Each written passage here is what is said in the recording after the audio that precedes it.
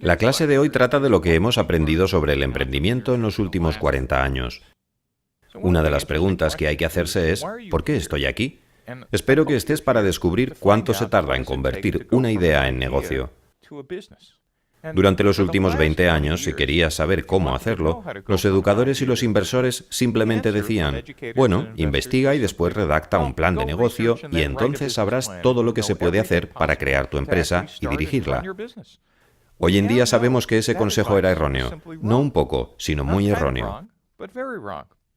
Hoy sabemos algo que desconocíamos antes. Ahora sabemos la forma correcta de empezar una startup. Y esta clase trata de eso, de hacerlo bien. Pero antes de empezar, veamos cómo escogimos el camino equivocado para analizar después lo que ahora sabemos que funciona. La empresa moderna, como hoy la conocemos, se formó por primera vez en 1602 con la Compañía de las Indias Orientales, acreditada por el gobierno holandés. Se puede considerar la primera empresa moderna con accionistas y organizaciones que, si nos fijamos, se parece a las empresas modernas de hoy en día. Hacia la década de los 50, con el ferrocarril extendiéndose por todo el país, las empresas de los Estados Unidos necesitaban organizaciones más sofisticadas y, de hecho, el primer organigrama se trazó en 1856 para precisamente organizar las empresas. Para principios del siglo XX, los educadores empezaron a dar cuenta de que se necesitaba una clase con conocimientos de administración que organizara y pusiera en funcionamiento estas empresas, porque al menos en Estados Unidos estábamos pasando de economías locales a economías regionales y nacionales y seguíamos sin tener personas formadas en administración. Y así Harvard tuvo la genial idea de crear el primer máster en administración de empresas, conocido como MBA. La primera promoción de 1910 fue el primer equipo de administradores de empresas que hicieron del siglo XX el siglo de la empresa moderna. El currículo del MBA está diseñado para proporcionar a los directores y administradores las herramientas necesarias para dirigir empresas ya existentes y en expansión. Contabilidad, estrategia, operaciones, liderazgo, comportamiento organizacional, recursos humanos, administración. Estas herramientas fueron sumamente importantes para el crecimiento de las grandes empresas. Pero lo que es interesante, lo que no vieron, es que en realidad este currículo no proporcionaba herramientas para empezar nuevos negocios. Una de las cosas que no entendimos durante 100 años es que las startups no son versiones más pequeñas de empresas grandes. Lo repetiré otra vez, las startups no son versiones más pequeñas de empresas grandes. Y la consecuencia de esto es que todas las herramientas tradicionales que se enseñan y aprenden en un MBA resultan irrelevantes durante el primero o los 2 primeros años caóticos de un nuevo proyecto en su fase inicial. Con el tiempo se necesitarán esas herramientas, pero al principio no hacen más que molestar. Ahora veamos lo que solíamos creer para compararlo con lo que sabemos ahora. Una de las falacias más grandes ha sido creer que las startups no son más que versiones pequeñas de grandes empresas. Que todo lo que se hace en las grandes empresas se haría el primer día en una startup.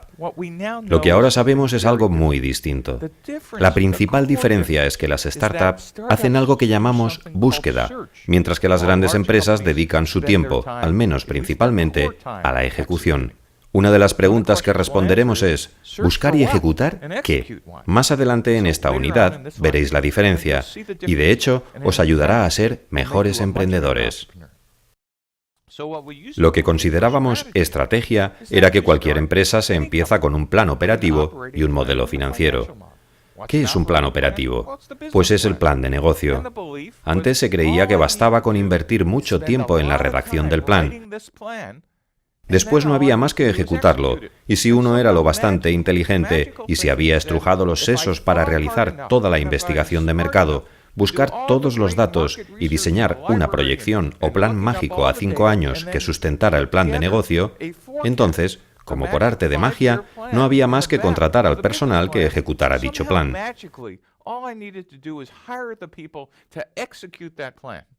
No os preocupéis si no os parece absurdo esto ahora, porque tampoco lo pareció durante 40 años. Ahora ya sabemos que lo es. Sabemos que ningún plan de negocios sobrevive al primer contacto con los clientes.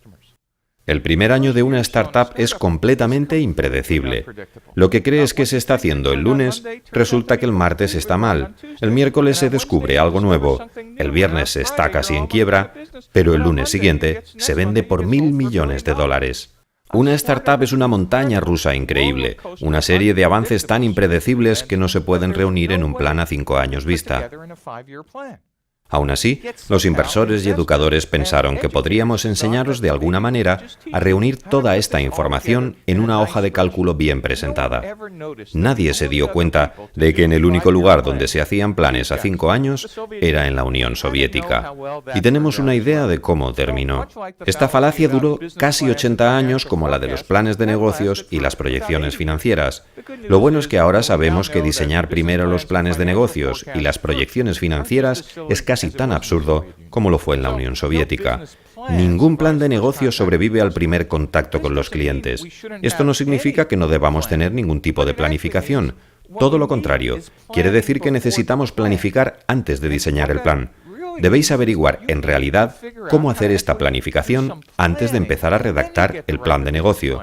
No insinúo con esto que no queramos hacer proyecciones ni un plan operativo, sino que se necesitan datos reales antes de poder hacer todo eso. Nosotros vamos a organizar los datos con el lienzo del modelo de negocio de Alexander Osterwalder, que analizaremos en detalle en las lecciones siguientes. ¿Y por qué vamos a usar el lienzo?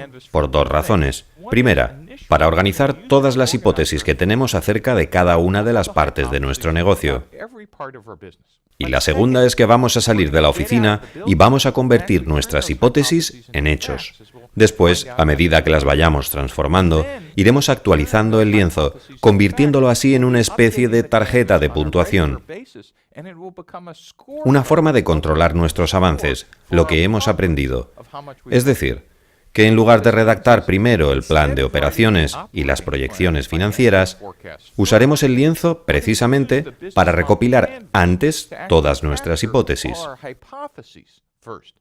Para la búsqueda del modelo de negocio, comenzaremos primero con el modelo, y una vez que lo hayamos encontrado, nos pondremos a redactarlo. ¿Cómo pensábamos antes que se crea físicamente una startup? ¿Qué proceso usábamos? Solíamos crear las startups mediante la gestión de procesos. Decíamos, bueno, sabemos crear productos. Los creábamos exactamente igual que en las grandes empresas. Contratábamos a los responsables y hacíamos la producción en cascada. Un sistema de producción paso a paso, como explicaré después. Lo que solíamos hacer en realidad era dibujar este esquema en una servilleta y decir, bueno, proponemos un concepto, conseguimos capital inicial y luego desarrollamos el producto. Y ya tenemos las pruebas alfa y beta y los primeros clientes. ¿Qué había de incorrecto en esto? Durante 30 o 40 años, este fue el modelo convencional para crear una startup. Y podríamos contestar, ¿el marketing? Bueno, sabemos que mientras el departamento de producción desarrolla el producto, el de marketing crea todo el material de comunicación, contrata una agencia de relaciones públicas, genera ruido. Para marketing lo más divertido es la fiesta de lanzamiento. Pensábamos crear demanda a través de un evento de lanzamiento, en la creación de marca, cuando en realidad nuestra labor consiste en crear demanda en el destinatario final y llevarla al canal de ventas. Lo que esto suponía para ventas era que, a menos que su vicepresidente fuera el fundador, se solía contratar marketing cuando en producción se estaba con las pruebas alfa y beta. Salían y empezaban a contratar a su primer personal de ventas y examinaban el plan de ingresos a 5 años. Y como obviamente lo que decía el plan iba a misa, los vicepresidentes simplemente lo ejecutaban. ¿Por qué? Porque así se decía, así lo decías tú y así lo habrían dicho los inversores. Puede que no se basara en ningún dato, pero así era la hoja de cálculo. Así que se encargaban de la organización de ventas de nuevo, y cuando tenían los primeros clientes, si el marketing impulsaba la demanda, tendrían una curva de ventas que despegaría porque el plan de ingresos así lo decía. El siguiente elemento era el grupo de desarrollo comercial. El grupo de desarrollo comercial reunía todas las condiciones para crear el producto completo. El producto completo hace referencia a las startups, ya que debido a su tamaño, no puede incluir todas las funcionalidades, servicios, etcétera, que el cliente convencional pueda necesitar. Entonces, ¿por qué no se contrata personal de desarrollo comercial para crear asociaciones y que podamos así parecer una gran empresa ante nuestra clientela inicial? La única falacia en esto es que se asumía que tus primeros clientes estarían dentro de la clientela convencional. Y resulta que los primeros clientes de la mayor parte de startups son de hecho tan locos como vosotros. Por lo tanto, es útil crear este montón de condiciones un año después de vuestra primera clientela, aunque en realidad se interpone en el camino desde el primer día. El otro elemento es la producción. Se pensaba que se debía hacer lo mismo que en las grandes empresas. Se redactaba el documento de requerimientos de mercado. Luego en producción se encerraban, se remangaban la camisa y se ponían con la producción en cascada. Se contrataba al departamento de calidad. Y al final, cuando ya se había hecho todo, se contrataba al departamento de publicaciones técnicas y todos sus productos estaban listos en versión 1.0 con todas las funcionalidades de una vez, en la primera clientela. Durante 30 o 40 años se pensó así acerca de las startups. No había otra manera. Así era como se dirigía el proceso. Ahora sabemos que eso está mal y os voy a explicar lo que haremos en su lugar. Si lo recuerdan, dije que producción hacía desarrollo en cascada. Desarrollo en cascada es simplemente un proceso paso a paso, según el cual, desde marketing, se escriben los requisitos que debe tener el producto. El departamento de producción los traduce en funcionalidades. Después diseña el producto, lo codifica o diseña el hardware, lo prueban y luego brindan soporte técnico. Este es más o menos el ciclo de desarrollo en cascada, paso por paso. Pero si lo observáis detenidamente, hay una falacia implícita de la que nadie se dio cuenta durante 40 años. Para escribir los requisitos y hacer el diseño, se asume desde el primer día que se conoce el problema o la necesidad que tiene el cliente. Lo repetiré. El desarrollo en cascada asume que se conoce el problema y la necesidad que tiene el cliente, desde el primer día. Ahora bien, en una empresa grande, con clientes existentes, productos existentes, canales de venta existentes, ¿sabéis qué? Podría ser cierto, pero en la mayoría de las startups, lo único que se tiene es la visión del fundador. Y lo que uno tiende a hacer en una startup es confundir una visión basada en la fe con los datos de los clientes sobre sus problemas y necesidades. Entonces, ¿qué pasa?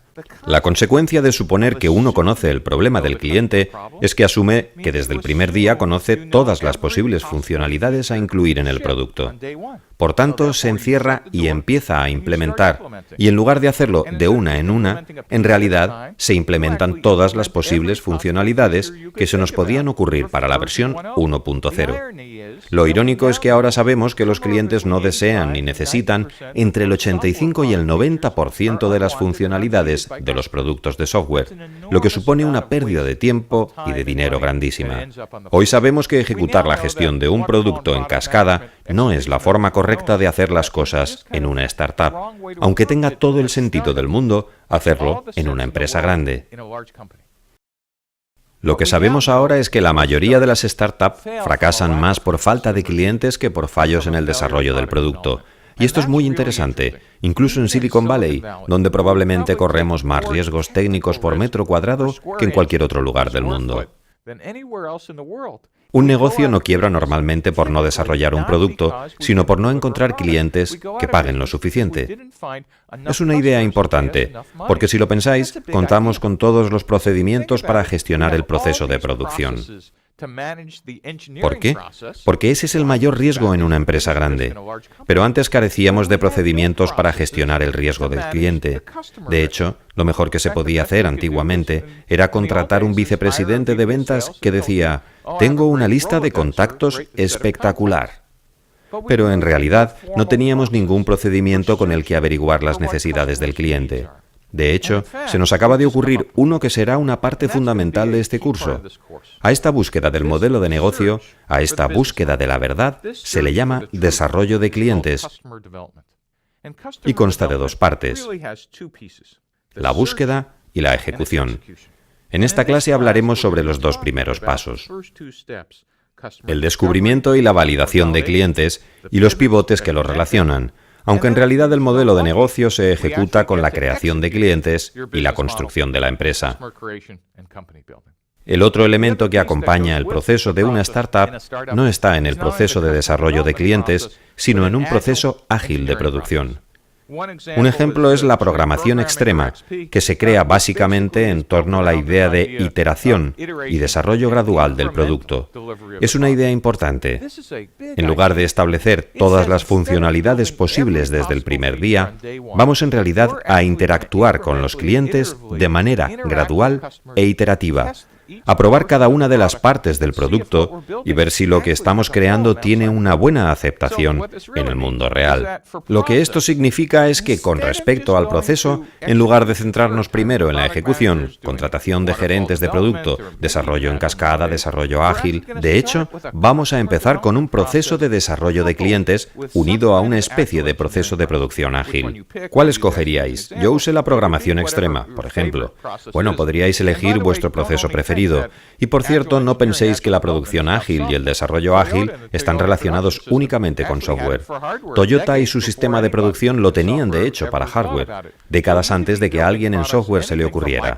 Por tanto, podéis desarrollar cualquier producto, desde microprocesadores hasta equipos médicos, hardware, software, etc., mediante un proceso de producción iterativo y gradual. Una vez que acabéis con eso, querréis gestionarlo mediante un proceso formal, pero no antes de hacer la planificación. El último rastro, por comentar, de la idea de las startups, la última reliquia interesante que nos queda de pensar en las startups como versiones pequeñas de grandes empresas, es quizá la más difícil de entender. Y es que si las grandes empresas tienen un vicepresidente de ventas, nosotros también lo necesitamos desde el primer día. Si las grandes empresas tienen algo de marketing, también lo necesitamos. Las grandes empresas tienen desarrollo comercial, pues también lo necesitamos, sin pensar ni un momento el por qué. ¿Por qué queremos copiar a estas organizaciones? Porque si eres un fundador, como yo lo era, querrás algún día estar en la cima y observar todas las divisiones trabajando para ti. ¿No es genial? Mira, todos haciendo su trabajo. Déjame decirte que si esta es tu visión en el día 1, ya estás fuera del negocio, porque ahora sabemos que las organizaciones funcionales no son la forma correcta de establecer ventas, marketing ni desarrollo comercial el primer día. Lo que ahora sabemos es que los fundadores deben gestionar el equipo de desarrollo de clientes. Un equipo de desarrollo de clientes dice lo siguiente: escuchad, no vamos a establecer ventas, marketing ni desarrollo comercial, ni vamos a contratar a un vicepresidente de ventas el primer día, sino que lo que haremos será que el fundador salga de la oficina. Y al final de esta lección explicaremos por qué. Es muy importante para una empresa que sus fundadores pasen al menos un 20% de su tiempo fuera de la oficina, entendiendo los problemas y necesidades de sus clientes y tratando de resolver cómo se alinean con las funcionalidades antes de crear una organización funcional y hacer divisiones. Otra cosa que mencionaré y ampliaré más adelante, es que otro de los errores que hemos realizado durante décadas es confundir los cargos en ventas, marketing y desarrollo comercial con sus funciones. Un puesto de vicepresidente de ventas tiene funciones muy diferentes en una gran empresa y en una startup. Un vicepresidente de marketing tiene funciones muy diferentes en una gran empresa y en una startup, y durante años no pudimos explicar por qué ejecutivos muy competentes en grandes empresas se desplomaban en las startups, cuyo tamaño es menor que el personal administrativo de sus grandes empresas. Lo que ocurre es que las funciones, lo que se hace diariamente, no se parece en nada. Echemos un vistazo al último elemento, que es por lo que estáis aquí. ¿Cómo enseñamos a emprender? Bueno, antiguamente, la educación empresarial se basaba en la ejecución. Te enseñaban a escribir un plan de negocio, a organizar el PowerPoint para la presentación del posible inversor, si la cosa iba bien, a investigar mucho, pero en verdad se asumía que lo importante era la ejecución. Ahora sabemos que eso no es así. La educación empresarial, la razón por la que estáis haciendo este curso, tiene que ver con la búsqueda del modelo de negocio, y os vamos a enseñar a buscar. Lo que eso supone es que con el tiempo tenéis que aprender todo lo que se aprende en un MBA. Si lográis convertir vuestra startup en una gran empresa, acabaréis necesitando conocimientos sobre contabilidad, recursos humanos, comportamiento organizacional, liderazgo global, etc. Pero al principio se necesita un conjunto de habilidades diferentes que no existía hasta ahora. Así que os damos la bienvenida a la primera clase en la que se priorizará la búsqueda, lo que ya es un cambio radical.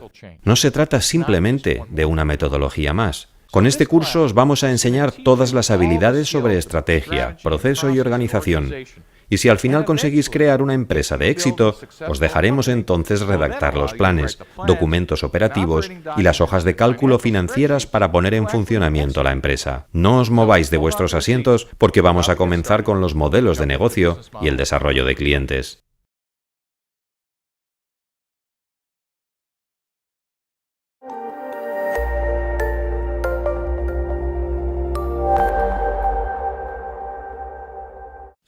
Vamos a empezar con el modelo de negocio y el desarrollo de clientes. Pero antes de hacerlo, suelo hacer la siguiente pregunta. ¿Qué es una empresa? ¿Qué es lo que en realidad estoy tratando de empezar? Creo que deberíamos usar la siguiente definición.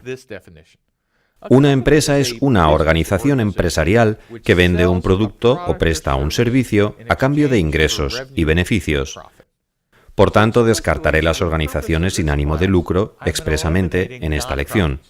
Seré claro, os podríais basar en el lienzo del modelo de negocio y el método de desarrollo de clientes para crear una empresa sin ánimo de lucro. Pero el hecho de tener metas bastante concretas, que son obtener ingresos y beneficios, nos permite valorar de forma muy precisa si lo estamos haciendo bien o mal. Entonces nos preguntamos, ¿qué es una startup? Nos explicaron en qué consistía una empresa, pero ¿en qué se diferencia de una startup? En mi caso os diré que he creado 8 startups en 20 años y nunca hubiera podido daros una definición improvisada de lo que es una startup. Siempre pensé que era un lugar donde se comía gratis, había un equipo de trabajo pequeño pero fantástico, te podías llevar al perro, pero nunca llegué a entender bien el objetivo de una startup. Por eso os voy a dar mi propia definición sobre lo que estáis haciendo. Una startup es una organización provisional diseñada para buscar un modelo de negocio que sea recurrente y escalable. Ahora vamos a volver atrás y vamos a dividir esta frase, porque esto es bastante importante. Primero, es provisional. El objetivo de una startup no es ser una startup. El objetivo de una startup, de hecho, es convertirse en una empresa corriente. Esto es curioso, porque si lo pensamos, al menos en el caso de una startup de Internet móvil, no podemos hablar de una startup de 10 años, sino de una de 2 años unida a un fracaso de 8. Una startup es una organización temporal. ¿Y qué se supone que vais a hacer? Bueno, aunque penséis que se basa en el producto o quizás incluso en conseguir clientes, en realidad no es así. Una startup está diseñada en realidad para buscar algo. ¿Qué se supone que tengo que buscar? Veamos.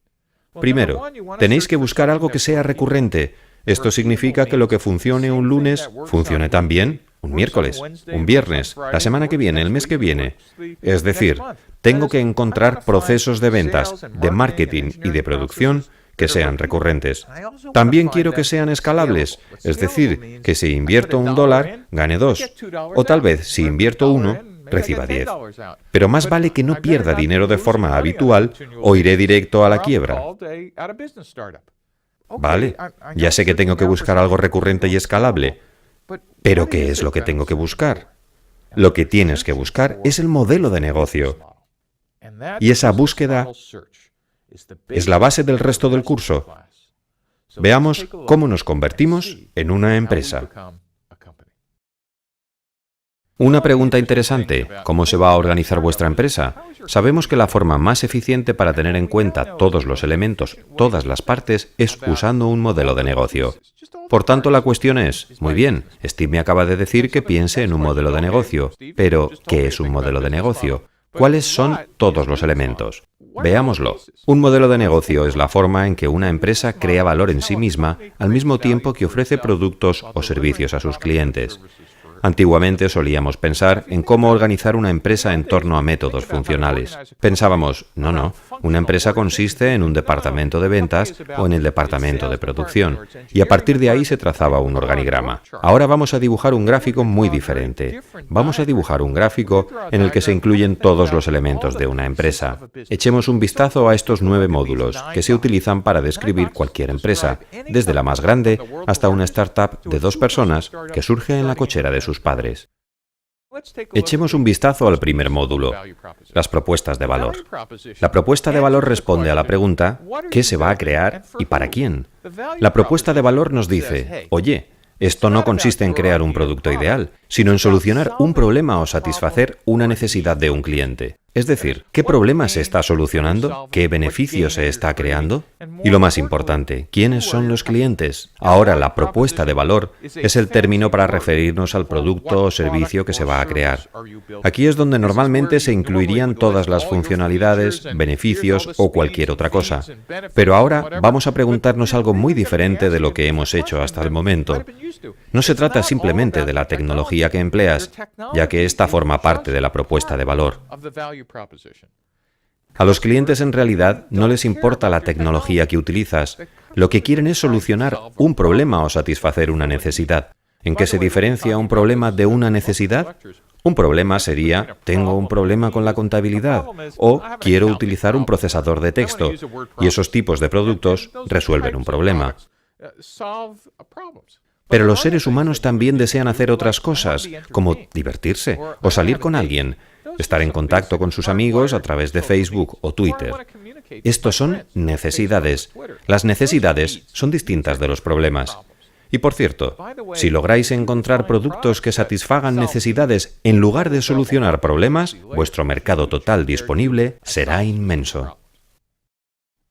Lo siguiente es preguntarnos quiénes son nuestros clientes y por qué motivo comprarían. Como oiréis muchas veces, nuestros clientes no están ahí para comprar, nosotros estamos ahí para ellos. Lo que vamos a hacer al salir ahí fuera es averiguar todas las características geográficas, sociales y demográficas de nuestros clientes, de tal manera que podamos trazar su arquetipo o incluso colgar su imagen en la pared.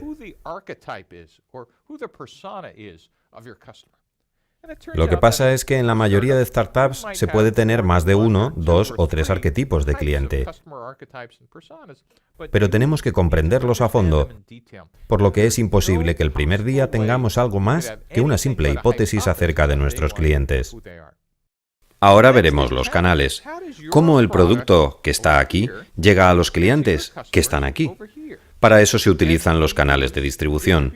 Algo muy curioso es que antes de la década de los 90, el único canal para llegar a un cliente era el canal físico. Es decir, se iba a una tienda donde había vendedores, la distribución era física.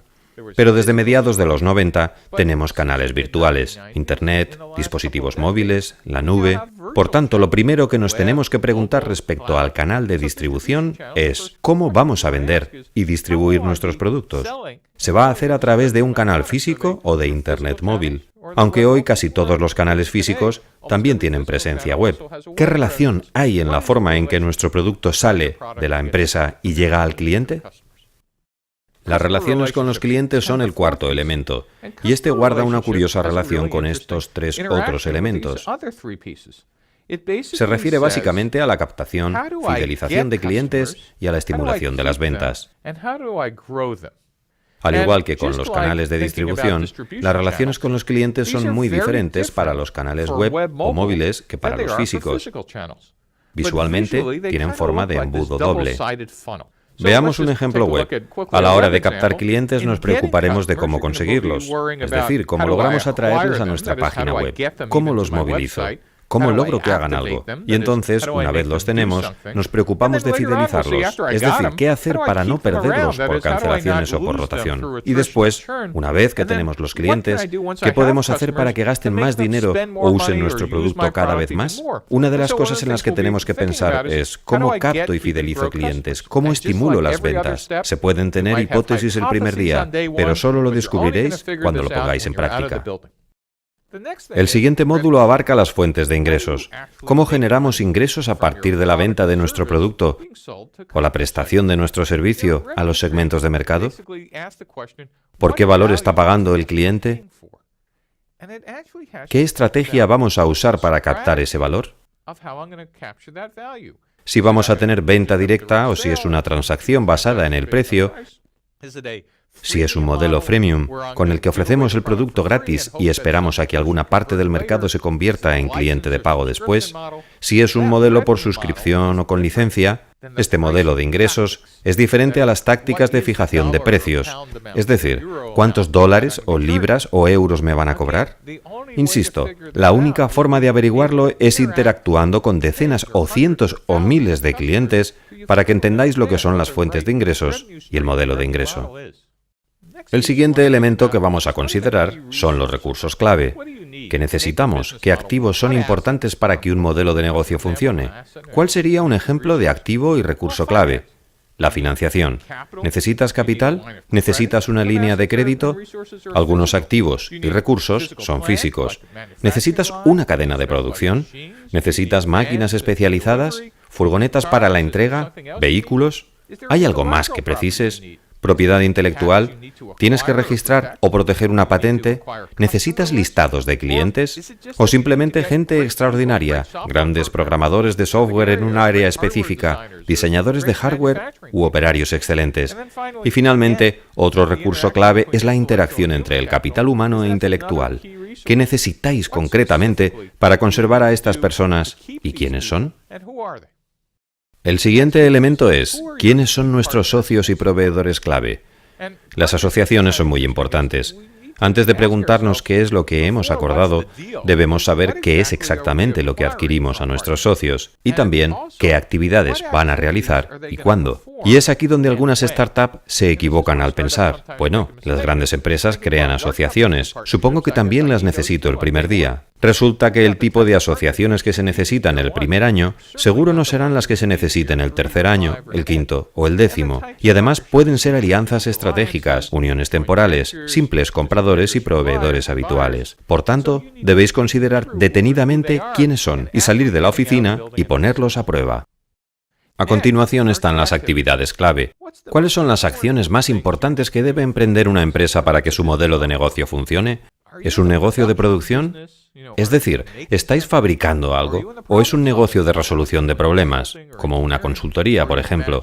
¿O estáis gestionando cadenas de suministro? ¿Qué actividades clave necesitáis dominar? Finalmente, todos estos elementos de la izquierda nos llevan a las estructuras de costes. ¿Cuáles son los inherentes a vuestro modelo de negocio? Lo interesante de los costes no son los obvios, como el personal, los edificios o los materiales, sino cuáles son los costes totales para poner en marcha vuestro modelo de negocio. Por tanto, debéis considerar cuáles son los costes más importantes por los que os debéis preocupar, cuáles son los recursos clave más caros que tendréis que pagar y cuáles son las actividades clave más caras. Entonces, os haréis las típicas preguntas de contabilidad. ¿Cuáles son los costes fijos y los costes variables? ¿Existen economías de escala? Y querréis empezar a tener un control sobre qué acabará implicando costes para la puesta en marcha de vuestra empresa.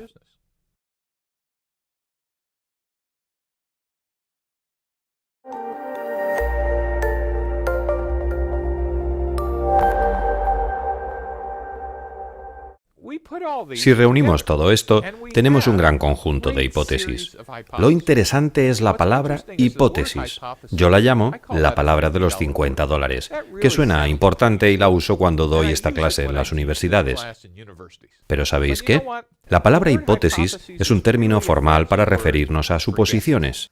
Y si lo pensamos realmente, cuando completamos el lienzo de modelo de negocio, lo único que tenemos es una serie de suposiciones. Eso es todo, una serie de suposiciones. Lo genial del lienzo es que nos permite organizar nuestras ideas, pero no de un modo funcional, como por ejemplo, ¿qué está haciendo ventas? ¿O marketing? ¿O qué dice la hoja de cálculo? Sino en torno a una serie de suposiciones iniciales razonadas sobre quiénes pensamos que son los clientes, qué productos les vamos a ofrecer y cuánto vamos a cobrar. Y eso es fantástico. Podemos pasarnos todo el día o toda la semana sentados en la sala de juntas tratando de responder estas preguntas. Aunque lo más probable es que estemos equivocados, es una buena forma de empezar. Lo que debemos averiguar ahora es cómo convertir esas hipótesis en hechos. Uno de los descubrimientos más interesantes de esta clase es el proceso de desarrollo de clientes. Empezaremos con las hipótesis del lienzo del modelo de negocio, y lo que haremos será ampliar este lienzo, colgarlo en la pared, y vais a utilizar los POS-it amarillos, sin usar bolígrafos o lápices sobre el lienzo, ya que la mayoría de las hipótesis van a estar mal. Pondréis el lienzo a la vista y comenzaréis a construir las hipótesis. Lo que haréis después será mirarlas y decir, ¡hey! No hay datos en esta habitación. Salgamos y hablemos con los clientes, socios y creadores. Y así aprenderemos a hacer esto con algo de rigor, siguiendo un proceso. No se debe salir porque sí, sino que hay que hacerlo con el fin de diseñar experimentos, realizar pruebas, obtener datos y, lo que es más importante, adquirir conocimiento. El proceso de desarrollo de clientes resulta bastante interesante. Se trata de un proceso de 4 etapas. La primera es el descubrimiento de clientes. Aquí es donde construís las hipótesis. Salís a la calle y empezáis a poner en práctica vuestras suposiciones sobre si existen personas que en realidad tengan el problema o necesidad que vosotros pensáis. Después haréis la validación de clientes y comprobaréis si la solución propuesta coincide con lo que pensabais que era el problema del cliente.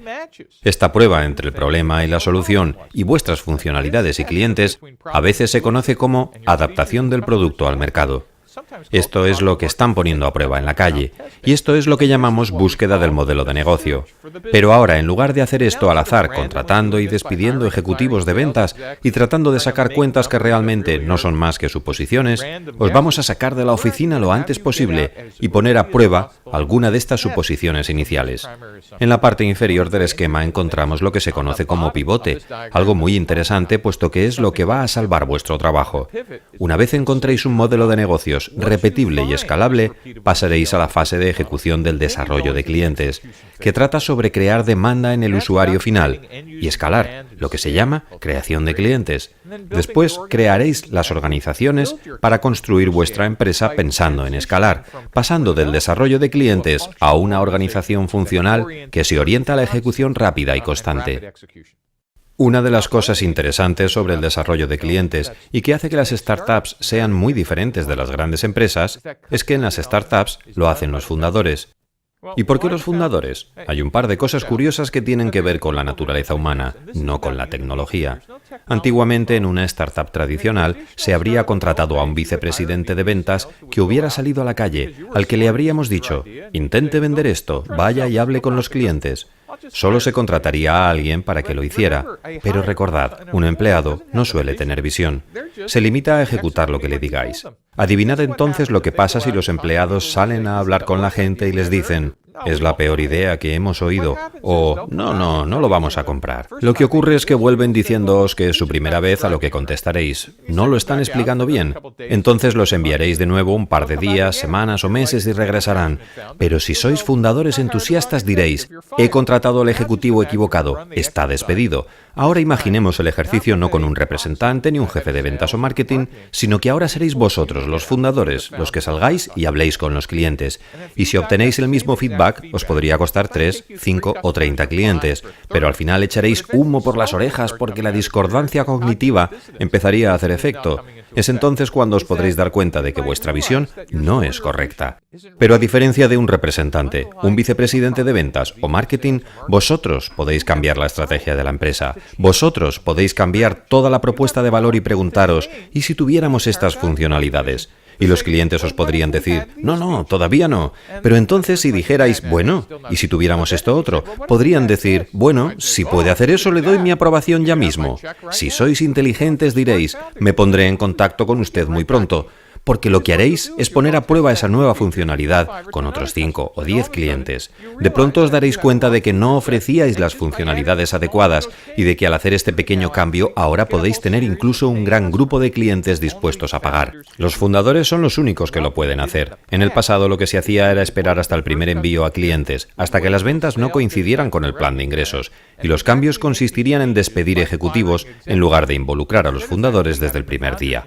Por tanto, es el fundador el que puede cambiar el producto, pivotar y escuchar de primera mano los comentarios de los clientes. Eso es lo que se pretende al sacar al fundador de la oficina.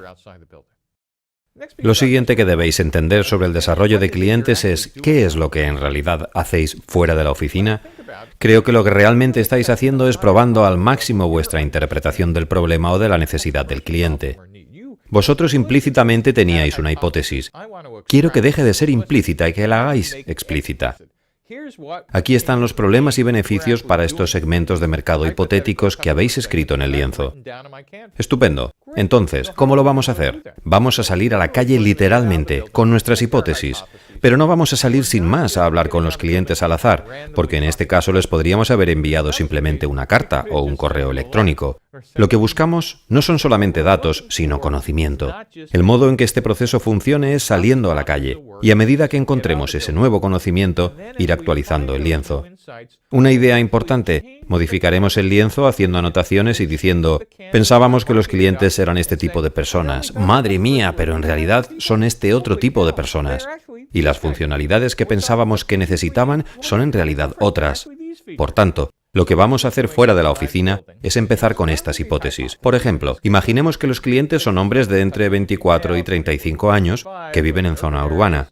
Y haremos algunos experimentos. Imaginemos una campaña de Google AdWords, o si fuera un producto físico, salid y reuníos con ellos personalmente, y después realizad algunas pruebas, observad y analizad los datos. Aunque no se trata simplemente de datos. Queremos saber si los resultados coinciden con las hipótesis, pero si no, no hay que rendirse y decir, bueno, no han coincidido, probemos con otro segmento. Debéis comprender por qué estaban mal vuestras hipótesis iniciales, ya que es lo que os puede aportar conocimiento. Por tanto, lo que podéis averiguar en este caso es, seguimos encontrando chicas adolescentes en los barrios residenciales. Y podéis seguir diciendo si lo que queréis son hombres, o bien parar un momento y considerar que las adolescentes están entusiasmadas por comprar vuestro producto de inmediato. Otro aspecto interesante sobre el proceso de desarrollo de clientes que está íntimamente ligado con la producción y el desarrollo ágil es la noción de producto mínimo viable. En el pasado lo que hacíamos era especificar todas las funcionalidades del producto, desde el principio hasta el final. Esto tiene sentido en una gran empresa que lanza la versión 2.0, la 3.0, la 4, porque en cierto modo tiene una idea de quiénes son los clientes y qué necesitan. Por tanto, el responsable de producción puede estar casi seguro de que ha interactuado con los clientes durante el último año y medio y sabe lo que necesitan. Pero en una startup lo que hacemos es conjeturar, y lo más probable es que nos vayamos a equivocar. Por tanto, en lugar de malgastar una gran cantidad de tiempo y dinero, ¿por qué no salimos de la oficina antes de elaborar algo e invertir mucho tiempo de producción y, lo que es más importante, de dinero? Porque es esto lo que hace quebrar a las startups, quedarse sin dinero. Queremos asegurarnos de que realmente vais a escuchar a las personas que acabarán comprando vuestro producto. Queremos asegurarnos de que vais a satisfacer sus deseos y necesidades. Así que, ¿por qué no averiguamos cómo crear el producto mínimo viable? Diseñamos las características mínimas necesarias para obtener feedback. El feedback puede ser comentarios, directrices o cualquier información de valor que nos ayude a decidir lo que deberíamos desarrollar y en qué orden. Un producto mínimo viable puede ser algo tan sencillo como un esquema de una web, un PowerPoint o, en el caso de un producto físico, una maqueta o una pieza funcional del sistema. Pero a medida que obtenemos feedback podemos ir agregando más funcionalidades, con una salvedad. Un comentario que siempre me hacen es, Steve Jobs no creó el iPhone preguntándole a los clientes, y dudamos mucho que Henry Ford preguntase a la demanda si querían un vehículo antes de que existiera uno. De hecho, en este caso, de haberles preguntado lo que querían, habrían contestado que un caballo más rápido o uno con 6 patas. De ahí que la respuesta inmediata sea, entonces, si creamos nuevos productos, no hace falta que salgamos de la oficina. Pues bien, eso es una falacia. Existe un tipo de startup en lo que llamamos un nuevo mercado, el cual explicaremos en la lección de segmentos de mercado. Pero debéis saber que en los nuevos mercados es obvio que no salimos a preguntar a la gente qué funcionalidades necesitan. Pero sí queremos saber en qué se diferencia su vida antes y después de tener nuestro nuevo producto. ¿Cómo cambia su mundo? Si nos encerramos en la oficina, es imposible que lo sepamos si no hablamos con los clientes. Otra observación interesante sobre el desarrollo de clientes es la noción de pivote.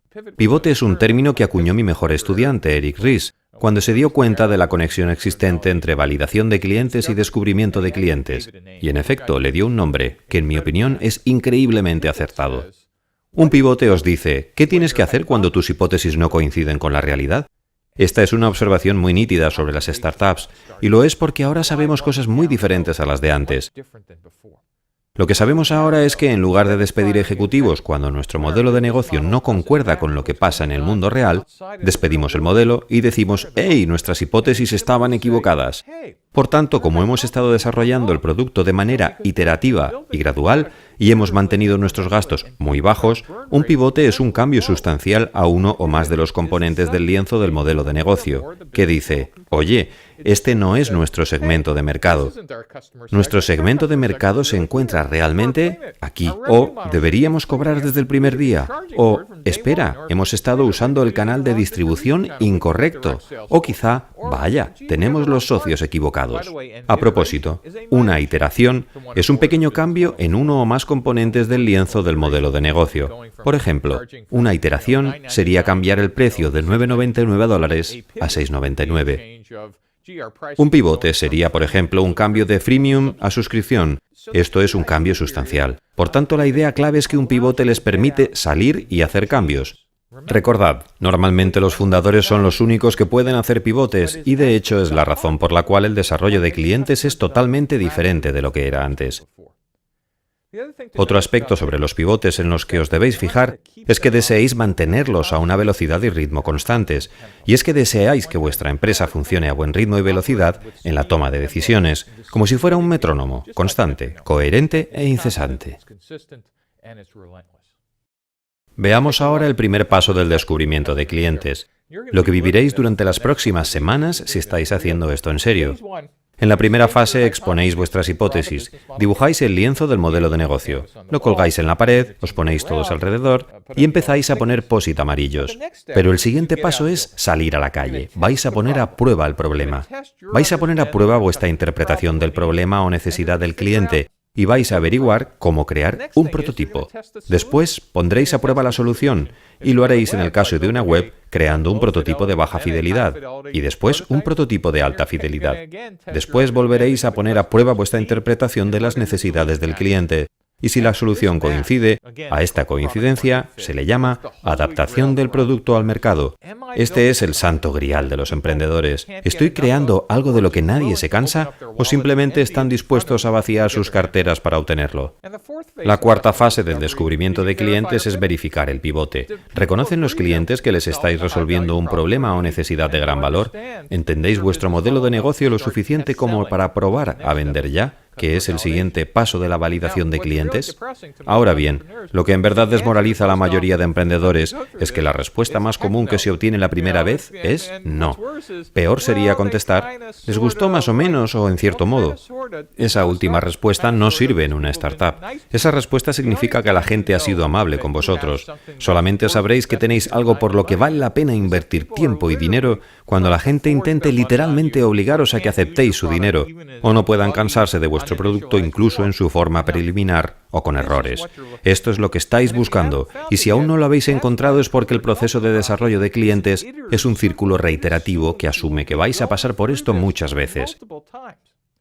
Cuando por fin creáis haber encontrado algo que satisfaga las necesidades del cliente, pasaréis al siguiente paso, la validación de clientes.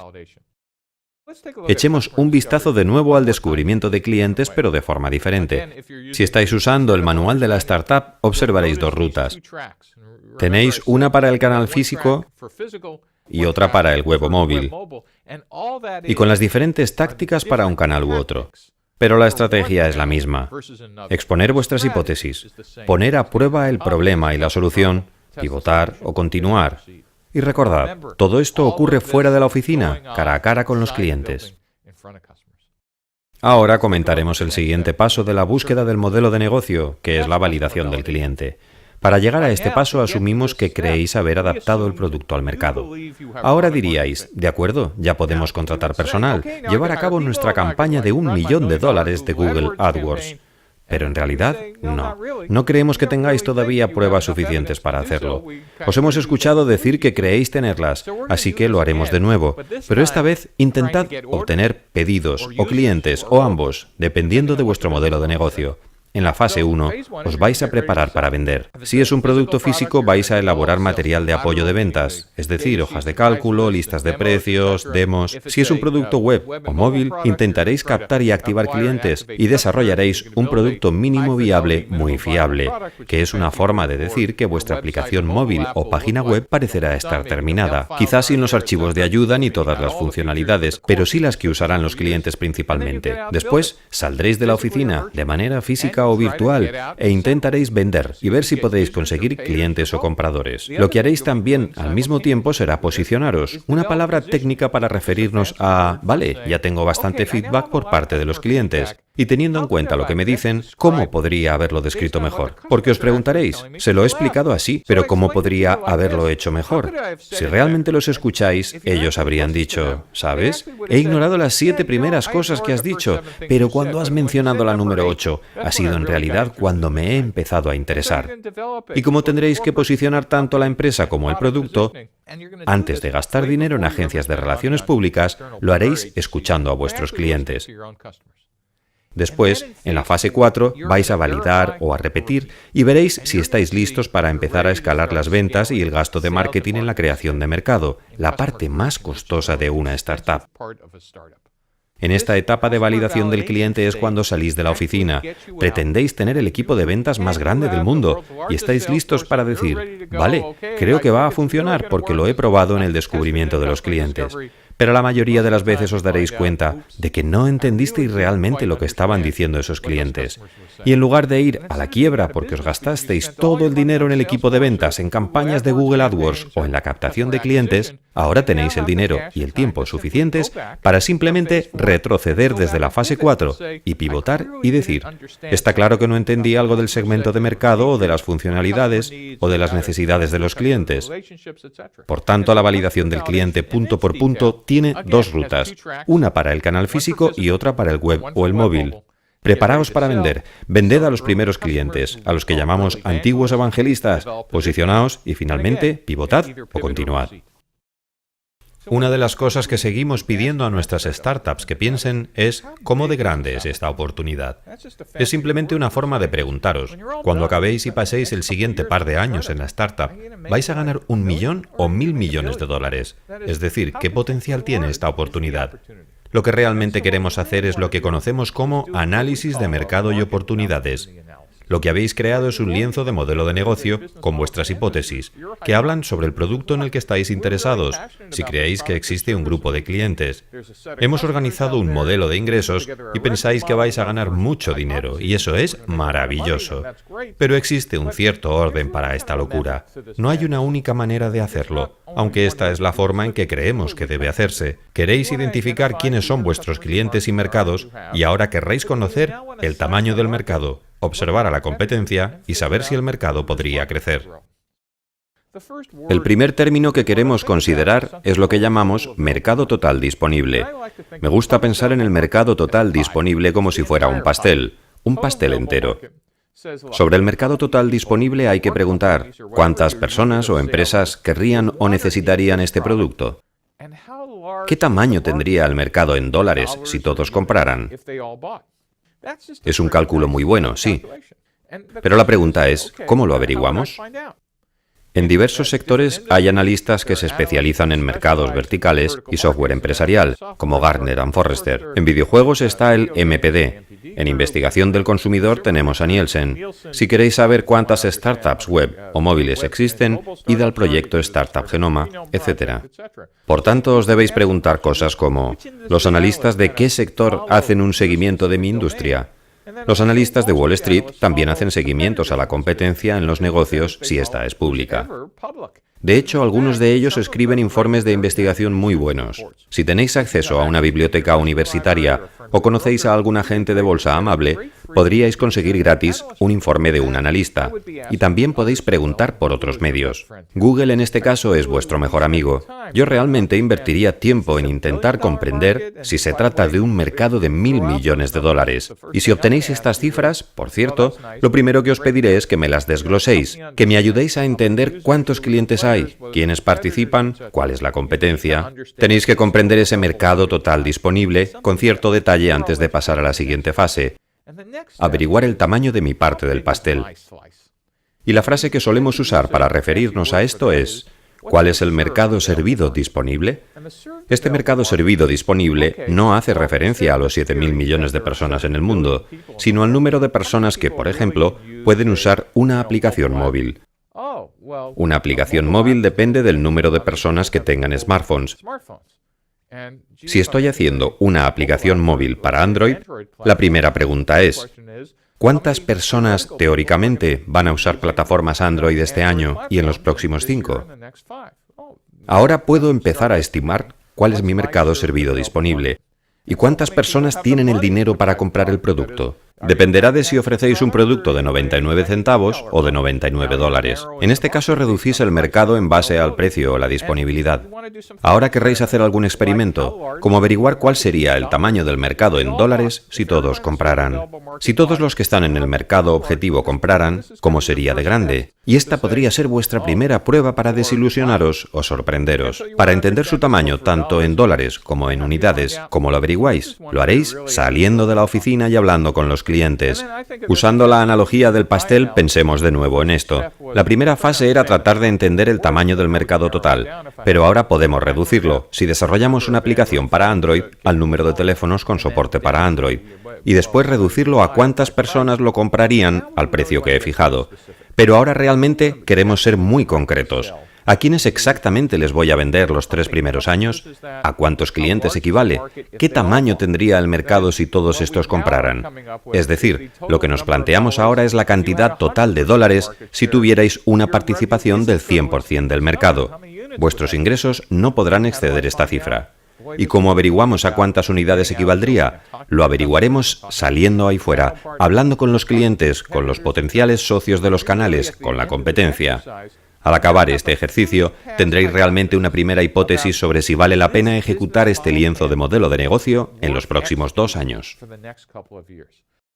El tamaño del mercado no tiene que ser un análisis de 4 páginas de una escuela de negocio. Por tanto, si vais a una, podéis hacerlo. Pero al principio no es más que un cálculo rápido y aproximado. ¿Merece la pena fundar este negocio? Tendréis que verificar con frecuencia 3 cosas. Echemos un vistazo al equipo Jersey Square y veamos cómo lo abordan ellos. Si os acordáis, os pedimos que hablarais del mercado total disponible, también llamado mercado accesible disponible, término con el que hacemos referencia al tamaño del mercado potencial que podría hacer uso de nuestro producto. En este caso dirían: vale, en Estados Unidos hay unos 150 millones de americanos que ven los 5 deportes en equipo más importantes, pero ¿podemos vender a 150 millones de personas? En realidad, no. Porque lo que queremos analizar es lo que llamamos el mercado servido disponible. ¿A cuántos clientes puedo llegar a través de mi canal de ventas? Veamos cómo el equipo Jersey Square analizó el mercado servido disponible. Afirmaron que en el área metropolitana de Nueva York había 11 millones de personas que veían los 5 deportes en equipo más importantes. Dicho esto, lo que deberían haber hecho en realidad es preguntarse: de esos 11 millones, ¿cuántos tienen un navegador web y a cuántos seríamos capaces de llegar dentro de un tiempo determinado y con cierta capacidad adquisitiva? Y lo que analizaban después era el mercado objetivo. ¿Quiénes tendrían más posibilidades de comprar? Realizaron un estudio en el Yankee Stadium y afirmaron que un 11 o 12% del mercado servido disponible mostraba un fuerte interés. Y pensaron: bueno, esto significa que solo en la zona de Nueva York a 1,3 millones de personas les debería interesar la suscripción o el alquiler. De nuevo, si hubieran hecho el análisis de verdad, se deberían haber preguntado a cuántos de ellos podrían acceder con un navegador web y a cuántos de ellos podrían llegar con su campaña de adquisición y activación. Y lo que se deduce de esto, si lo lleváis al siguiente nivel, es: ¿qué es una suposición admisible sobre los ingresos de los 3 primeros años? Una suposición rápida y aproximada. Bueno, entonces, la mitad de estas personas se suscribiría y la otra mitad pagaría alquiler. Hagamos cuentas. Los ingresos del primer año deben ser de 300 millones. No creo que estoy demasiado optimista. Bueno, al menos empezarás haciendo una serie de cálculos que analizarás junto con asesores, amigos y cofundadores. Y entonces dirás, hey, pero si estamos a punto de crear una empresa interesante. Ninguna startup ha sobrepasado nunca sus optimistas estimaciones sobre el tamaño del mercado. Por tanto, si los ingresos que obtendríais de los clientes potenciales os salen demasiado bajos, yo no tiraría la toalla. Simplemente volvería a analizar los segmentos de mercado en los que nos hemos centrado y reflexionaría sobre si lo que quiero es crear un negocio o simplemente tener un hobby. Resumiendo, lo que nos interesa saber es ¿qué magnitud puede tener esto? ¿Cuánto podemos ganar? ¿Cuál es la tasa de crecimiento del mercado? ¿El mercado decae en sí mismo? ¿Está cambiando continuamente o empezará a prosperar? Lo más importante es hablar con los clientes y el canal de venta y también que podáis obtener buenas estimaciones de mercado mediante aproximación competitiva, si se trata de un mercado existente o resegmentado, o incluso si se clonase un mercado fuera de los Estados Unidos. En tercer lugar están los informes de los analistas de Wall Street, las empresas de investigación de mercados como Forrester & Gartner.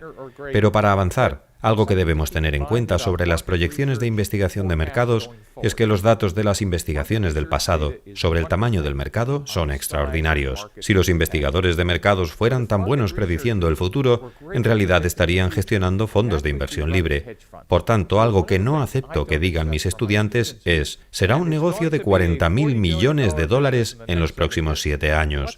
Sí, pero ¿cuál es su tamaño ahora? 0. Por tanto, no acepto suposiciones de una empresa de investigación de mercado a menos que se haya validado los datos con información concluyente obtenida de los clientes. Antes de continuar con el curso, echemos un vistazo a lo que podría lograr un equipo al final de este proceso. Imaginad que tenéis 10 semanas, o meses, o un año para hacerlo.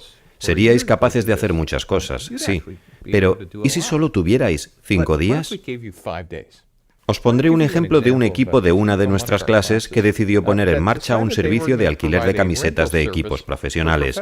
Y en solo 5 días, salieron personalmente de la oficina, hablaron con 169 clientes, tuvieron 190 visitas en su página web y vendieron 2 productos durante la clase. Veamos cómo empieza el lienzo de su modelo de negocio y cómo evolucionó. Estas eran las hipótesis iniciales a las que llegaron el primer día en clase. Creían que su segmento de mercado estaría formado por los asistentes a los partidos de deportes profesionales, que suelen ser hombres adultos con una renta menor a $100.000 y asisten a 10 partidos anuales. Así es como empezaron con una serie de hipótesis sobre el arquetipo de sus clientes. Pensaron que su propuesta de valor sería proveer de manera más barata las camisetas oficiales de los equipos para un partido, eliminando el riesgo de comprar camisetas de jugadores que pueden ser traspasados y ofreciendo alternativas a adquirir falsificaciones. Su canal de venta sería mediante la web, tiendas de los estadios, webs de entradas o por envío directo. Para crear demanda utilizarían anuncios por búsqueda, redes sociales, promociones en los estadios, y su fuente de ingresos vendría a través de un modelo de suscripción anual. En la parte izquierda, una especie de backstage del lienzo del modelo de negocio.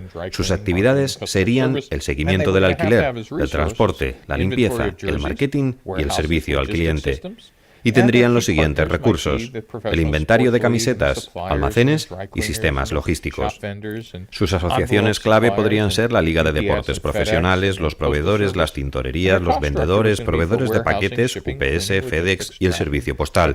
Y su estructura de coste se destinaría al almacenaje, transporte, limpieza, logística, seguimiento y desarrollo y mantenimiento de la web. Parece razonable. Si miráis este lienzo, podréis pensar, ¿y para qué necesito entonces estar aquí? Sin embargo, ellos salieron fuera y hablaron con 60 personas. 60 personas. ¿Cómo? Yendo al Yankee Stadium y quedando con un montón de clientes el primer día. Y lo que ocurrió fue que de hecho se dieron cuenta que las mujeres también llevaban camisetas de los equipos y habría sido imposible convencerlos de esto hasta que no estuvieron delante de los clientes, en el Yankee Stadium. Entonces dijeron, hey, es una relación 50-50. Y además eran jóvenes adultos, entre 18 y 30, aficionados al deporte de forma casual. Entonces empezaron a comprender mejor cuál era la relación con los clientes, cómo captar clientes, fidelizarlos y estimular las ventas. Se dieron cuenta de que las personas estaban interesadas en el pago por alquiler, además de un modelo de suscripción anual. A continuación salieron a la calle de nuevo y comenzaron a ampliar su segmento de mercado y lo dividieron en dos. Se dieron cuenta de que existían dos arquetipos diferentes, los que tenían camisetas del equipo, que eran hombres entre 13 y 35 años, y otro arquetipo formado por aquellos que acudían a un único partido, compuesto por hombres y mujeres de entre 18 y 30, que eran seguidores casuales. Ahora ya eran capaces de coger su fuente de ingresos y unirlo con los arquetipos. Para quienes tienen camisetas de los equipos, una suscripción anual tiene sentido. Pero para los que acuden a un único partido, tiene sentido el pago por alquiler. E igualmente difiere su propuesta de valor para los dos casos. Como veremos después, lo que necesitamos cada vez que tenemos un único arquetipo es coordinarlo con una mínima propuesta de valor y un modelo de negocio específico.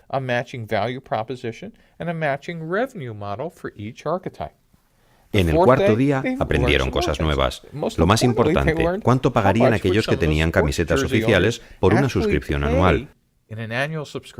Comenzaron preguntando por cifras definitivas y la respuesta que obtuvieron fue $200.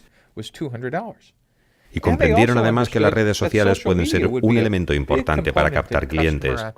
Al día siguiente aprendieron más cosas. Aprendieron que otra alternativa para aquellos que tenían camisetas oficiales podría ser la suscripción mensual o un único alquiler. Y comenzaron a pensar sobre cómo fidelizar estos clientes, es decir, cómo eliminar la rotación e incrementar las regalías. Y comenzaron a pensar en programas por antigüedad y cómo podrían crecer esos clientes con la venta cruzada y elevar ventas con suscripciones premium y planes familiares. Por tanto, como podéis ver, 5 días después, solo 5 días después de hablar con 160 clientes, el lienzo del modelo de negocio ha cambiado drásticamente de algo que tenía esta imagen el día 1 a algo que tenía esta otra el día 5. El primer día una serie de hipótesis sin contrastar, un modelo basado en la fe. En el día 5, la fe se convierte en hechos. Y esta startup está en marcha en la actualidad, creando algo que los clientes realmente pueden querer. En el resto de lecciones os vamos a conducir a través de cada uno de los componentes del lienzo del modelo de negocio y esperamos que salgáis a la calle, como hizo este equipo, para testear vuestras hipótesis.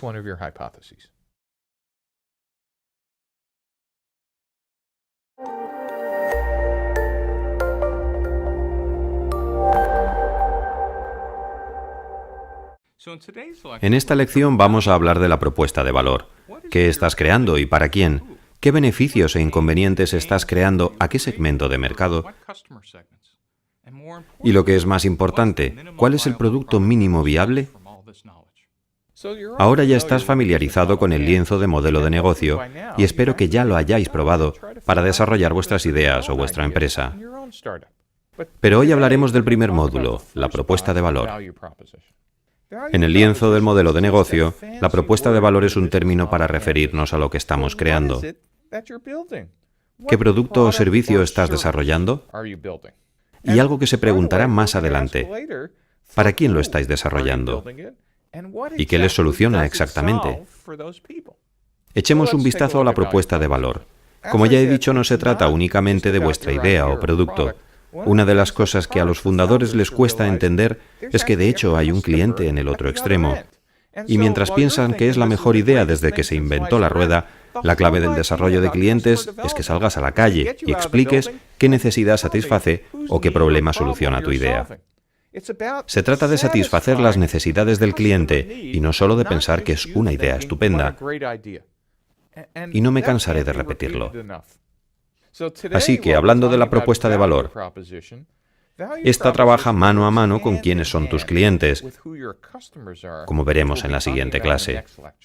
Entended que esta relación entre lo que estáis creando, la propuesta de valor, y el cliente es lo que hace que las startups fracasen o triunfen desde el primer día. A estos dos módulos, a esta relación existente, le damos un nombre especial: adaptación del producto al mercado. Así que cuando oigáis la expresión adaptar el producto al mercado, acordaos del lienzo del modelo de negocio y pensad, es solo otra forma de preguntarnos si nuestro producto es una necesidad o si lo quieren o desean un grupo de clientes que se encuentran al otro lado. Y si no es así, La buena noticia sobre el proceso de desarrollo de clientes es que nos permite seguir buscando sin que quiebre nuestro negocio. Y por tanto, lo que pasará es que pivotaremos de un lado a otro, repitiendo el proceso a medida que descubrimos realmente qué es lo que quieren los clientes, comparado con lo que pensamos que estamos creando para ellos. Echemos un vistazo a la propuesta de valor. La propuesta de valor no es algo que se crea de manera aislada. Aunque la propuesta de valor pretende resolver un problema o satisfacer una necesidad del cliente, realmente consta de 3 componentes. El más fácil para la mayoría de los emprendedores es el relacionado con qué tipo de producto tienen o qué servicio prestan. Pero hay otros 2 componentes también importantes en la propuesta de valor. ¿Qué beneficios se está creando para los clientes y qué problemas se está resolviendo? Alexander Osterwalder, cuando diseñó el lienzo del modelo de negocio, o Canvas, hizo hincapié en este aspecto. No se trata solo de tu producto. Sobre todo si tienes una formación técnica, es muy fácil decir, ¡hey, mirad todas estas funcionalidades! Si te descubres a ti mismo diciéndolo, debes terminar la frase y decir, sí, pero esto ayuda a las personas a ser capaces de hacer mejor esta cosa y les soluciona tales problemas. El verdadero objetivo de determinar cuál es nuestra propuesta de valor es comprender lo que se denomina producto mínimo viable. Tratar de averiguar, ahora que entiendo mi producto o servicio y el valor que aporta a los clientes o el problema que soluciona, ¿cuál es el conjunto mínimo de funcionalidades que podría aplicar desde el primer día que soluciona esos problemas y crear valor a mis clientes?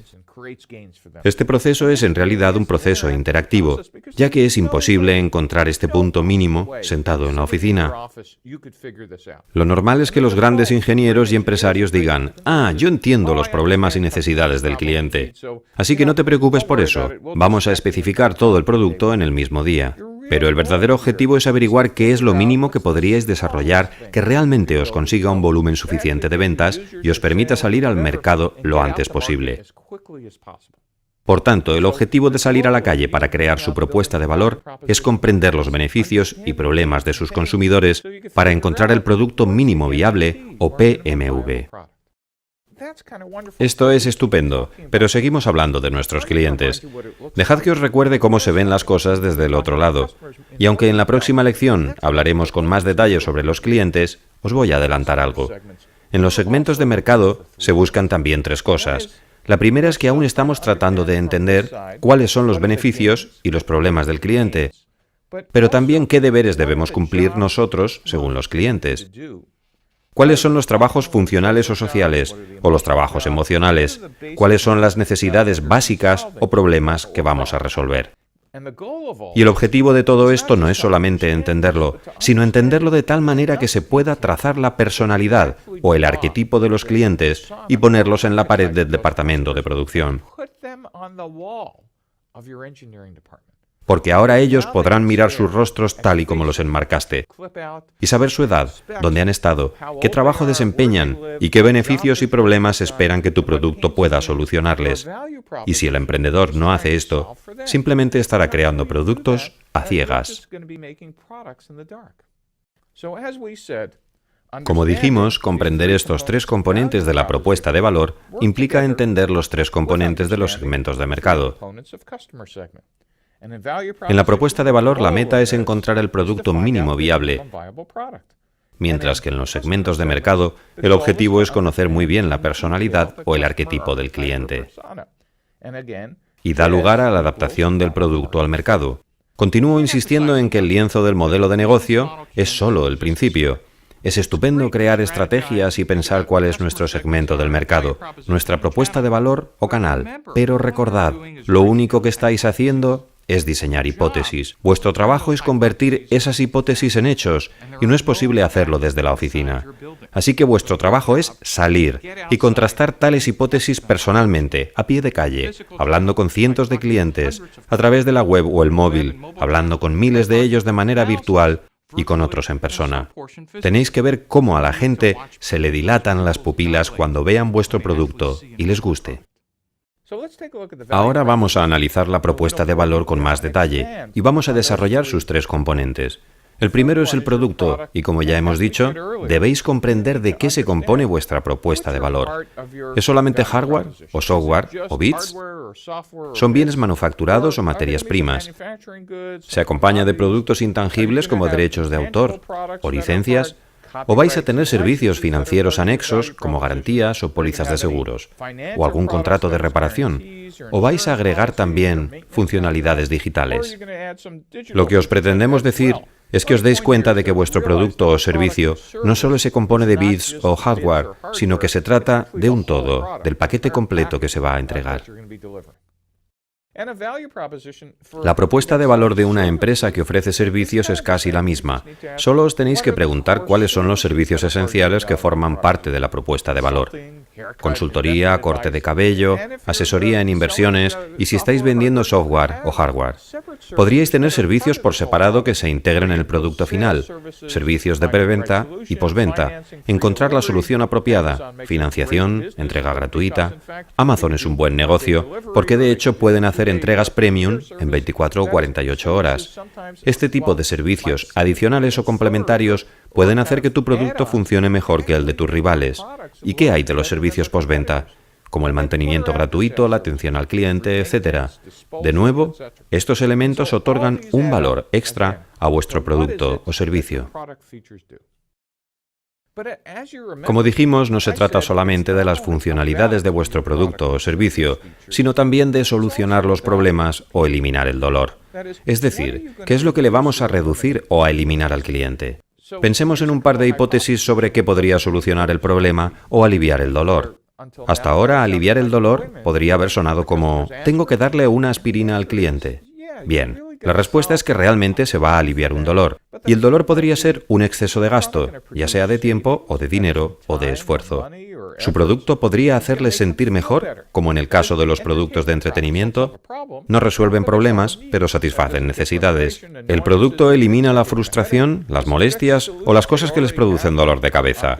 Corrige las herramientas que no dan los resultados esperados gracias a las nuevas funcionalidades o a que es mejor y más rápido, o acaba con dificultades y retos que afrontan los clientes todos los días, facilita las cosas, les ayuda a hacerlas, aumenta o hace que desaparezca la pérdida de prestigio, de poder, de confianza, mejora el estatus social como Facebook, Twitter o LinkedIn, o elimina el riesgo financiero, social o técnico, o ¿qué podría salir muy mal?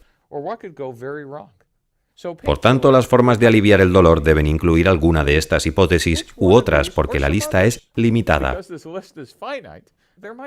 Podríamos estar resolviendo otros problemas a nuestros clientes, pero debéis ser capaces de expresarlo a partir de la interacción con el cliente fuera de la oficina. Y decir, cuando les presenté el producto alternativo, dijeron, sí, esto es lo que en realidad soluciona el problema. Un problema muy importante. Hasta ahora he hablado sobre el problema o la necesidad como una parte del producto. Y os quiero recordar que es interesante diferenciar entre resolver un problema, como por ejemplo un problema de contabilidad, o de procesador de textos como usar Google Docs en lugar de Microsoft Word, respecto a una necesidad. ¿Qué es una necesidad? Bueno, una necesidad podría ser la necesidad de entretenernos o de comunicarnos. Las necesidades son algo universal para todos los habitantes del planeta, por lo que vuestro mercado disponible será de unos miles de millones de personas. Quizá los niños entre 0 y 5 años no tengan esas necesidades, pero al final descubrirás que el mercado de las necesidades es mucho más grande que el de solucionar problemas. Y con esto no sugiero que no resolváis problemas. Tampoco sugiero que tratéis de convertir todos los problemas en necesidades.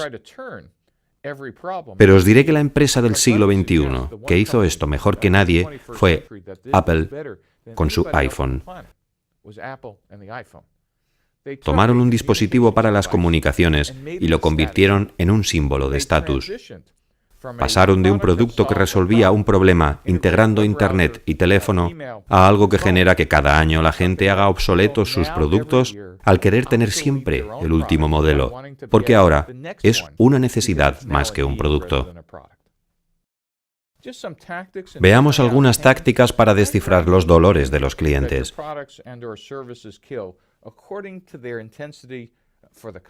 Yo clasifico cada problema que un producto o servicio alivia según la intensidad que percibe el cliente. Lo que se busca es entender si se trata de un problema de vida o muerte o algo con lo que se puede vivir durante los próximos años. ¿Qué lugar ocupa en la lista de problemas que tienen los clientes en tu segmento? Además, también es importante saber no solo la intensidad del problema, sino la frecuencia con la que se presenta. Si se presenta una vez al año, las personas podrían soportarlo, pero si ocurre todos los días o a cada hora, nuestro producto podría estar resolviendo algo bastante importante. Y por último, nos preguntamos sobre el beneficio que estamos creando. ¿Qué beneficios son los que el cliente espera, desea o por los que se sorprende? De nuevo debéis comenzar con vuestras hipótesis. ¿Qué hace feliz al cliente? ¿Vuestro producto permitirá ahorrar tiempo, dinero o esfuerzo? Es un producto que fascina porque el resultado es incluso mejor de lo que imaginabais, tiene mejor calidad, tiene más o menos de aquello que les gusta a los clientes, o simplemente tiene un rendimiento superior al de las soluciones actuales. ¿Les facilita el trabajo o la vida? ¿Tiene consecuencias positivas que el cliente desea? Podría tratarse de una consecuencia social, que satisfaga una necesidad, o comercial, como conseguir más ventas. Al igual que hicimos con los problemas, comenzaremos con un conjunto de hipótesis que solo serán contrastables fuera de la oficina, delante de nuestros clientes. Pensemos ahora en la clasificación de los beneficios. Haced una lista de cada uno de los beneficios que generan vuestros productos y servicios según la importancia que les da el cliente. Esta es la idea de fondo, la relevancia para el cliente. Al igual que con los problemas, crearemos la primera lista pensando que conocemos la respuesta. Así es como voy a solucionar el problema y así es como voy a generar beneficios. Lo sé con toda seguridad. ¿Por qué? Porque es mi opinión o porque soy un experto en el tema. Pero tu negocio, al fin y al cabo, no depende de tu opinión. Tienes que escuchar a los clientes, porque ellos te explicarán por qué el beneficio que estás creando es relevante. Al igual que con los problemas, debes saber si el beneficio creado es sustancial o insignificante y con qué frecuencia se presenta. Ahora, por primera vez entra en juego la diferencia entre canales físicos y web o móviles, porque el producto mínimo viable para un canal físico de venta directa, como las tiendas, es muy distinto de algo que podríamos crear para la web o incluso, más aún, para dispositivos móviles. En un canal físico lo que queremos tener es algo que los clientes puedan tocar y sentir, porque vamos a hablar con ellos, y aunque podamos enseñarles diapositivas en PowerPoint, fotografías o explicarle cómo es, siempre aconsejo invertir un día o dos en crear algo, aunque sea de corcho o de cartón, o algo tan pequeño como un chip o una microfotografía o la microfotografía del diseño propuesto. En el caso de los productos físicos, es necesario salir con lo que has creado y tratar de obtener alguna reacción basándote en lo que el cliente puede ver y tocar. Al hacerlo pondréis a prueba vuestra noción del problema y de la solución. Y cuando lo hagáis, podréis comprobar si se resuelve el problema principal de los clientes. Aprenderéis de los antiguos evangelistas cuál es el conjunto mínimo de funcionalidades necesarias. En un canal físico, esto requiere muchas entrevistas, demostraciones y prototipos, y mucho contacto visual. En un producto web o móvil, en lugar de crear un prototipo físico, necesitáis un sitio web o una aplicación de baja fidelidad disponible para que los clientes os den feedback. ¿Qué es esto de baja fidelidad? Bien, es mi forma de decir que realmente no se necesita un sitio web completamente terminado, pero al menos debe tener un esquema. Y si no lo tenéis, al menos debéis tener una presentación o el boceto o una demo en vídeo o algo que permita a las personas ver el proyecto más allá de lo que se describe y que puedan decir, ah, ya entiendo, pero aún no es momento de hacer la demo. Vuestro objetivo es comprender primero el problema. A veces a las personas que les gustaría hacer una demo les digo que dejen todo eso a un lado cuando se está hablando de los problemas por primera vez. Pero en cuanto os preguntéis si sería más o menos esto lo que solucionaría el problema para una aplicación web o móvil, querréis obtener feedback lo antes posible con una aplicación de baja fidelidad. Cuando hablo sobre este tema, alrededor de la segunda semana del curso, a todos los que trabajan con aplicaciones web o móviles, les pido que tengan una web o esquema en funcionamiento para que los clientes puedan verlas y darles feedback. Posteriormente desarrollaréis la aplicación de alta fidelidad con la que ponéis a prueba vuestro conocimiento sobre la solución. La nueva aplicación ya tiene la mayoría de las funcionalidades. Quizá no cuente con archivos de ayuda. Las gráficas pueden no ser las definitivas, que no guste el color, etc. Pero una aplicación de alta fidelidad dará una mayor resolución. Con esta técnica evitarán crear productos que nadie quiere y maximizará el aprendizaje con respecto al tiempo invertido en el producto y en los clientes. Todo esto lo están haciendo para definir el producto mínimo viable, también llamado PMV. El PMV es básicamente el producto o servicio que estáis creando por primera vez para enviar a los clientes. Es importante saber que el PMV no es un producto alfa o beta. Antiguamente, el proceso de desarrollo de producto arrancaba con el capital semilla, pasaba por el concepto, cumplir los requerimientos del mercado, de producción, y terminaba como un proceso completo de producción en cascada. Parte de esta cascada serían las pruebas alfa y beta y el primer envío a clientes. Y la primera vez que los clientes tuvieran el producto, se les diría que es un producto preliminar, sin terminar. Se les invitaría a que lo probasen y después se podría negociar con ventas si se les debería cobrar a los clientes. Pero el PMV es algo bastante diferente. El PMV no se presenta como un producto en su versión 1.0 con 18 páginas de especificaciones. Ahora lo que hacemos es trabajar fuera de la oficina, tratando de entender cuál es la versión 1.0 mínima, y no en función de lo que pensó producción o el fundador, sino en función de lo que los clientes nos digan que están dispuestos a pagar o usar ahora. Y aunque podría ser un producto beta, nunca usamos esa palabra. Les decimos a los clientes que es un producto mínimo viable. Tanto en los canales físicos como en los móviles, la creación del producto mínimo viable requiere cierta destreza. Pensad en esto, un PMV no es un producto mínimo. Es un producto que interrumpe su fase de desarrollo por falta de tiempo. No consiste en eso. Un PMV se basa en la interacción y la iteración, en comprender las necesidades, los problemas y los beneficios para los clientes. Y si lo que hacéis es recortar la lista de funcionalidades, entonces evidentemente no habréis ejecutado el proceso. A veces escuchamos, pero mis clientes no saben en realidad lo que quieren. Lo que estoy creando es algo muy novedoso, y salir a la calle es prácticamente una pérdida de tiempo, porque si les muestro mi solución, ni siquiera van a saber de qué problema les estoy hablando. Hablaremos del problema del tipo de mercado más adelante. Pero existe un caso llamado el nuevo mercado, sobre el cual tienen razón. Los clientes nunca antes habían visto un iPhone, ni un producto nuevo. Aún así debéis salir a la calle, pero en lugar de preguntarles por las funcionalidades, debéis averiguar en qué emplean los clientes el tiempo y a qué recurren para resolver problemas y obtener ventajas. Hablaremos de los tipos de mercado más adelante. Si decís o escucháis, es que mis clientes no saben lo que quieren, olvidaos de eso por un momento, porque eso no es excusa para quedarse en la oficina y seguir agregando funcionalidades al producto. Cuando pensamos en la propuesta de valor podemos encontrar varios errores. Uno es que lo que se está desarrollando podría ser solo una funcionalidad de algún otro producto. Podríais ampliar una funcionalidad sin que constituya un negocio, o que constituya uno de 9 meses hasta que la pionera la agregue en su siguiente actualización. Como ya he dicho, la priorización de los problemas y beneficios de los clientes nos ayuda a evitar el problema de «sería bueno tenerlo». A los fundadores a veces les resulta muy fácil decir «bueno, les ha gustado a todos». Sí, vale, pero lo que os interesa no es que les guste, sino que lo adquieran, que insistan incluso en querer usar el prototipo. En ese momento sabes que tienes un negocio. Tiene que basarse en algo que la gente demande y tiene que haber suficientes personas que lo pidan. Claro que podéis encontrar 5 personas en todo el mundo que adoren el producto, pero no sería un mercado lo suficientemente grande.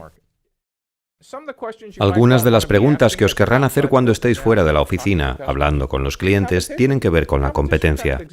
La competencia, de algún modo, existe fuera del lienzo del modelo de negocio.